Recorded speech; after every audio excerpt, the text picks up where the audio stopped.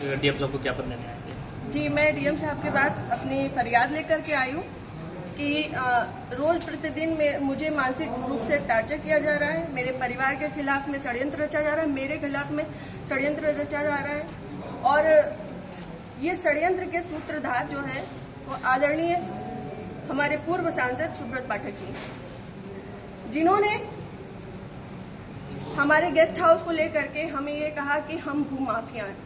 मैं आप सब लोगों को ये बात को अवगत करा देती हूँ कि हमारी जितनी भी जमीनें हैं 35-40 बीघे से ज्यादा जमीन नहीं, और जिसमें हम मेरे खुद के नाम पे सिर्फ 3 बीघे जमीन है, और 3 बीघे जमीन वाली महिला कैसे भूमाफिया हो सकती है? और 35-40 बीघे की जमीन में हम मेरे ससुर साहब, मेरी सासू माँ, मेरे हस्बैंड और मेरे देवर देवरानी 6 लोग आते हैं। इतनी सी जमीन में कैसे लोग भूमाफिया हो जाते हैं? जो ये बड़ा उससे कह रहे हैं कि चपुन्ना के भूमाफिया। और रही बात मेरे गेस्ट हाउस की, राधा रानी गेस्ट हाउस की, तो आज इन्हें ये पर लग रहा है कि वो हमने सरकारी भूमि में बनाया है, अवैध जमीन पे कब्जा किया है।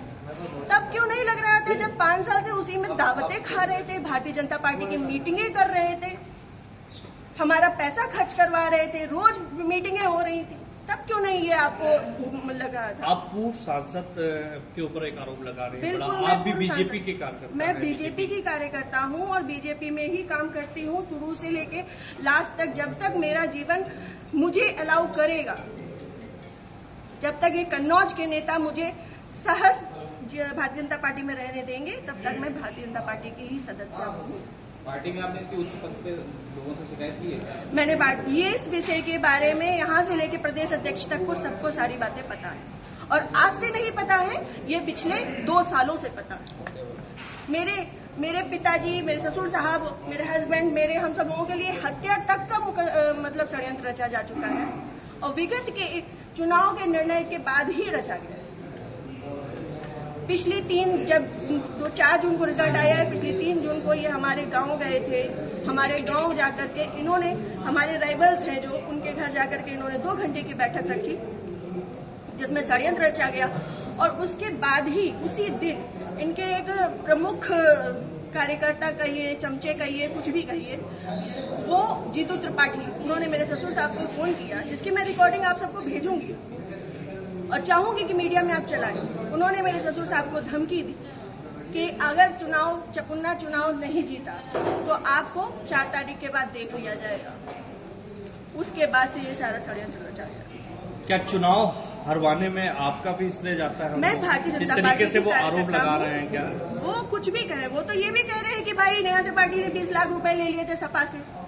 वो तो उनका मुंह है, कुछ भी कह सकते हैं। पर मैं भारतीय जनता पार्टी की कार्यकर्ता हूं, और सभी लोग सोशल मीडिया जानते हैं, चलाते हैं, सभी लोग मेरी आईडी में देख सकते हैं कि मैंने किस तरीके से काम किया है। मैं सुब्रत पाठक के लिए काम नहीं करती, मैं भारतीय जनता पार्टी के लिए काम करती हूँ। आपने प्रशासन और पुलिस से शिकायत की इस बारे में? जी, मैंने पिछली 25 तारीख को प्रशासन पुलिस से शिकायत की थी, जिसमें सीओजी की टीम गठित है, और अभी तक कोई भी पकड़ा नहीं गया है।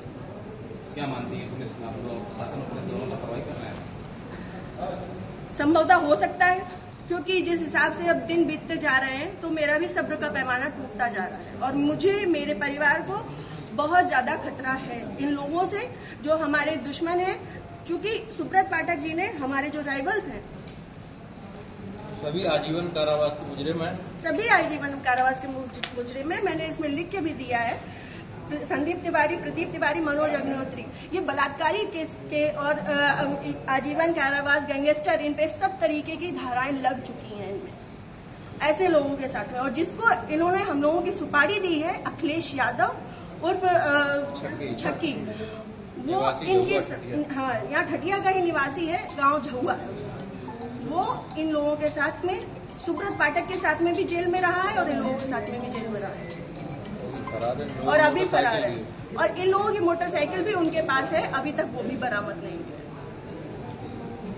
ये लोग सिर्फ मेरा मानसिक, शारीरिक और चारित्रिक शोषण करते आ रहे हैं 2 साल से। मैं 3 साल से मैं बहुत ज्यादा परेशान हो चुकी हूँ। अब ये चीजें नहीं होंगी। आज आपने जिलाधिकारी से बातचीत की, क्या उन्होंने आश्वासन दिया? उन्होंने मुझे पूर्ण आश्वासन दिया है कि इस पे निष्पक्ष जांच होगी, क्योंकि हमारे पास रिकॉर्ड्स भी हैं, हमारे पास सबूत भी हैं और बहुत सारी चीजों के सबूत हैं। समय आने पे मैं वो सब आपके सामने रखूंगी। जिले में जो भी भ्रष्टाचार हो रहा है, जो जिला पंचायत में भ्रष्टाचार हो रहा है, जो ब्लॉक प्रमुख में भ्रष्टाचार हो रहा है, ब्लॉक में भ्रष्टाचार हो रहा है, वो सारी चीजें मैं आप सब लोगों के सामने रखूंगी। अगर आपकी सुनवाई आज नहीं होती तो आगे क्या कदम उठाएंगे आप? मैं आप लोगों का सहारा लूंगी और आप लोगों का सहयोग, मुझे पूर्ण विश्वास है कि मेरे साथ हमेशा रहेगा और मैं इस पे अपनी अंतिम सांस तक अब फ्रंट के पैमाने में आकर के लड़ूंगी। Thank you.